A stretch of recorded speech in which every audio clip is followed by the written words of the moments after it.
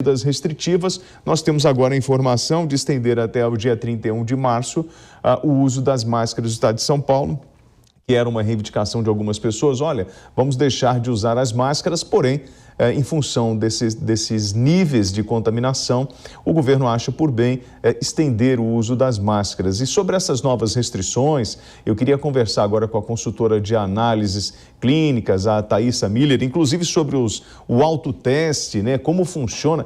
Eu fico imaginando, Thaisa, primeiro, assim, você acredita que essas medidas que foram apresentadas pelo governo de manter a máscara, isso tudo está dentro do que nós esperávamos, correto?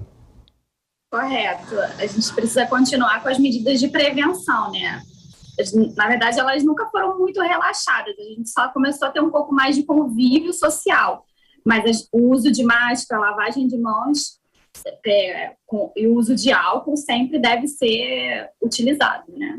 Agora, Alice, esse teste, né, que nós fazemos de enfiar o cotonete no nariz, eu já fiz vários, né? E é um desconforto muito grande. Quando nós ouvimos em falar na possibilidade do autoteste, ou seja, a própria pessoa fazer isso me causou uma certa preocupação, porque eu acredito, né, e toda vez que eu fiz, vai até aqui ele chega a encostar no topo do cabelo, do início do cabelo, né? A sensação é essa, que ele entrou, atravessou a cabeça. Eu fico imaginando, tecnicamente, é possível a gente preparar a população para lidar com esse tipo de equipamento? Vai ser o mesmo tipo de cotonete ou é uma coisa mais fácil para a gente lidar? Não, é o mesmo teste, né? Só que você coloca ele num aparelhinho branco, mas o teste de antígeno ele já é um pouco menos eficaz, porque ele só pega carga viral alta. E se a pessoa não conseguir pegar o vírus no nasal, ele também não vai conseguir, ele vai dar um falso negativo. E a gente já tem muito falso negativo. Então, assim, tem que ter o maior cuidado ao fazer um autoteste, porque as pessoas não estão preparadas para se autoavaliar, né? Então, e aí sobre isso, você enfia ele na região nasal e a faringe também, né? Porque nós temos tem dois tipos, né? E você pode explicar para a gente essa variação e como é que, por exemplo, a pessoa que está aplicando, o técnico que está fazendo o teste, ele sabe qual é o limite que ele pode ir? Exatamente. As pessoas, além disso, podem se machucar ou por ir muito fundo, ou não pegar o vírus por ir muito raso. E aí vem a preocupação. Você acredita que a gente vai conseguir implantar esse autoteste? É uma coisa fácil para a gente fazer? Não é assim, ele é fácil, mas a técnica vai ser mais complicada, né? Então, assim, o ideal para a gente desafogar o sistema de teste seria, se fosse liberado, a pessoa fazer em casa. Mas, assim, os órgãos de saúde já estipulam que se a pessoa tem sintomas e mesmo assim dá negativo, ela deve, depois de 2 ou 3 dias, repetir o teste.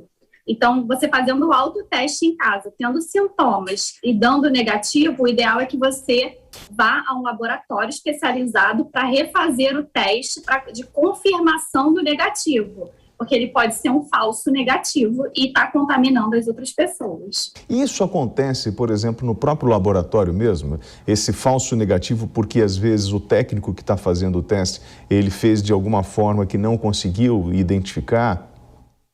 É um pouco mais difícil, né? Se for um PCR, o teste de antígeno, ele tem um pouquinho menos de especificidade. Então, ele pode dar um falso negativo maior. Mas o PCR, sendo com um profissional capacitado, é muito mais difícil. O que pode acontecer é da pessoa não ir no dia certo. O ideal é que se faça o teste entre o 3º e 5º dia dos sintomas. Então, se for dando negativo e continuando com os sintomas, tem que refazer o teste também. Porque ele pode pegar uma carga... Às vezes o teste de antígeno não pega uma carga viral muito baixa. O PCR já pega. Então, a probabilidade da falso negativo num PCR é muito menor. E nós do laboratório LAC, os nossos testes, eles têm uma especificidade muito maior. A gente consegue coletar o vírus com 2 amostras. A maioria se coleta com 250 amostras. Então, o nosso teste é o mais específico. Bom, esse teste da farmácia de furar o dedo, enfim, para ver se tem, não tem, você confia? Ele é confiável? De furar o dedo? De você pegar, perdão, de você fazer aquele, o da farmácia, aquele teste rápido da farmácia, não furar o dedo não, eu já confundi com o outro, que era aquele da diabetes, me perdoe. De diabetes. O do diabetes. Não, porque até isso, né? Por exemplo, se você parar para pensar, hoje, a pessoa que enfrenta essa dificuldade da diabetes, ela faz esse teste. Tem gente que não consegue, porque a caneta tem nervoso com aquela caneta, né? Que faz o furinho e tem algum tipo de nervoso com o sangue. Mas nós temos aquele teste rápido da farmácia, sem ser o de colocar o cotonete. Aquilo é confiável?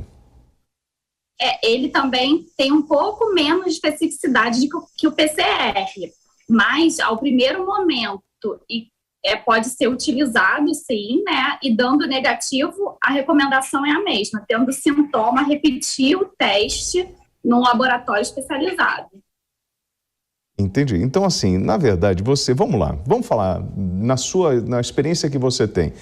O autoteste é uma coisa que você, como técnica, leva em consideração para que a população adote, ou você acha que isso não vai vingar? Dando positivo, ela vai ter que se isolar. Então, deu positivo, ela está com carga viral alta, ela deve se isolar. Agora, dando negativo, pode ser um falso negativo. Então, ela tem que tomar outras medidas para poder ter certeza que ela realmente está negativa. Não existe falso positivo, certo? Não existe falso positivo, mas existe falso negativo. Perfeito. Olha, eu agradeço muito a sua participação aqui no Top of the Hour, falando sobre esse tema do autoteste, que as pessoas muita gente está falando assim, poxa, como é que eu vou fazer? Estão discutindo a possibilidade de eu fazer. Como é que eu vou ter condições de enfiar esse cotonete no nariz, na garganta? Eu já não consigo quando tem que fazer na empresa ou em outro lugar. Então as pessoas assim, não sei se isso vai conseguir realmente, podem até liberar, porém, a gente não sabe se isso vai valer, se a população vai abraçar essa ideia. Obrigado aí pela sua participação aqui nos microfones da Jovem Pan. Thaísa, você que é especialista em análises clínicas, obrigado pelo bate-papo. Obrigada a vocês. Boa tarde.